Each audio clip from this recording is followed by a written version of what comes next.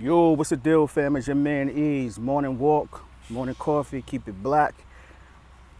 What we talking about today? Let's recap yesterday's video for about a minute or so. I got like 2 questions for y'all, and something else came into mind as well. Yesterday's video about BagFuel SO stating that they don't listen to music and a host of other things. The comment section, I've never seen the comment section on One Accord like that, at least for my content. So that was great to see. As hip-hop fans, everyone can put their, for lack of a better term, differences aside and understand that it is important to listen to music, man, and a host of other things, and not just be loud and wrong and not be, let's say, self-serving in a sense where you want things to be one way because you benefit from it. And if it were to change or go back to the principles and the core, there would be no room for you. So you're fighting that fight because you want to keep your spot or your place. And that's what I gathered from those statements that were made over there. With that being said, what's missing from the content, musical content space, you know? I've done polls in the past where I ask people, why do they watch content? And the options would be like creativity, education, entertainment. And entertainment would not necessarily come in first place, but it will always be the top 2.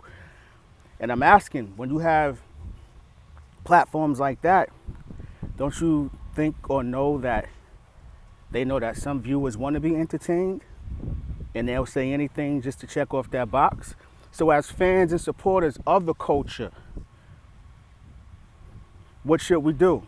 The slippery slope, right? That's what I always state, like education is very important and we be lacking it in many different areas. We've been conformed to believe that education can be boring. It's not. I love history.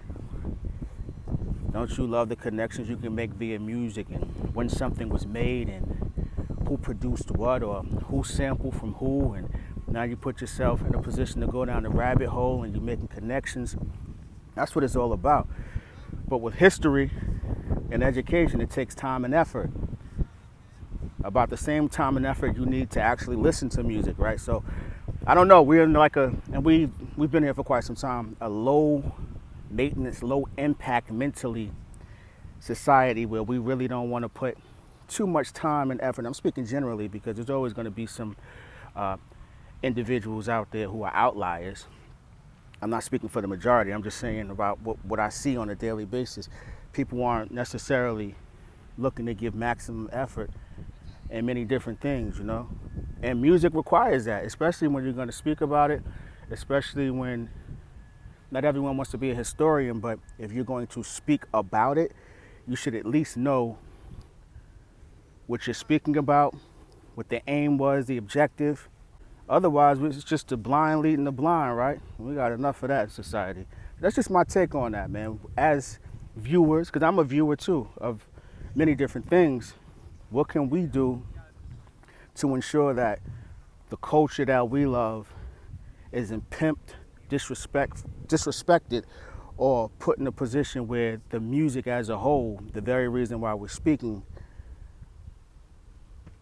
isn't devalued to the point to where we feel like we don't have to listen to it. Question. Stevie Wonder, when you think about all of musicians in totality over the years, has anyone ever adapted from era to era or decade to decade quite like him? I told you I was in the process of like clearing out my musical palette, so I've been listening to some of his music. You go from decade to decade and he just transforms into someone else, but he's not biting. Like I just think that is so unique and like a God-given talent or just a gift. From the 50s, the 60s, by the time you get to the 70s, he's in his bag making timeless hits. Not to say the other decades weren't, but the 70s was something different. 80s, he makes the shift to drum machines and things of that nature. Songwriting still elite. 90s, come on, my man doing musical scores. Jungle Fever was in the 90s, right? Yeah. Like, I was just thinking about that, like how his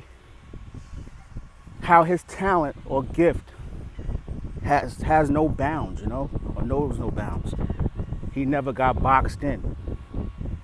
And I was asking, well, I'm asking you guys, has anyone else adapted quite like him musically over time? Let me know in the comment section. I would really like to know that, because you may say something I'm familiar with or spark a thought. So let me know in the comment section.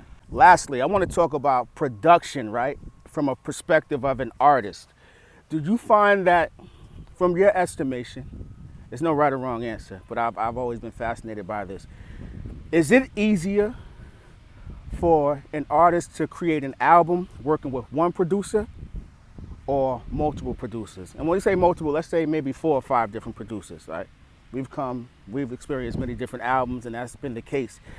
Now, as of late, we have albums that are just exclusively produced by one producer. So do you feel as though it's more difficult to work with one producer or an array of different producers, 4 or 5 being the cap? I think working with one producer is probably the more arduous task. And I know it's just one producer, but if you're trying to make an album, something that's well-rounded, that means that they have to have versatility as well. You know, if you're trying to make a niche album that's just simply beats and rhymes, the beats got to be fire though. It still comes back to versatility in a sense, but it's a little bit more complex working with one producer. Because think of someone like a Jadakiss. I think it would serve him well to work with one producer, right? But when he works with an array of different producers, it gives him options, and he can just check off boxes. I got my Southern joint, I got my boom bap joint, I got my West Coast feature, and it starts to sound formulaic. Sometimes when you work with one producer, you guys can take the time to carve out exactly the direction you're trying to go, and especially when it's done the right way. Collaborative efforts that seem and sound like and feel like these individuals really put the time in. Projects that feel cohesive, right? Like, I don't know, a Nas and Hit-Boy Magic, or Skyzoo and Apollo Brown's The Eeze Truth, which is coming up on the 10-year anniversary too. Time flies, you know. But in your estimation, it's another question, but what is your opinion on that, or what is your take? What is more difficult as an artist, working with one producer or working with an array of producers? That's what I got for y'all today, man. Taking it easy, about to get this workout in. Stay blessed, stay focused. You know that through sheer hard work and patience, all things are possible. Never forget, God is the greatest. I appreciate all of you out there. Let's keep it mature in the comment section. Mature discourse at all times. We don't gotta agree all the time, but we don't gotta be disrespectful. It's your man Eeze at the Eeze Experience. Go get yours. Yeah. Hey yo, Eeze.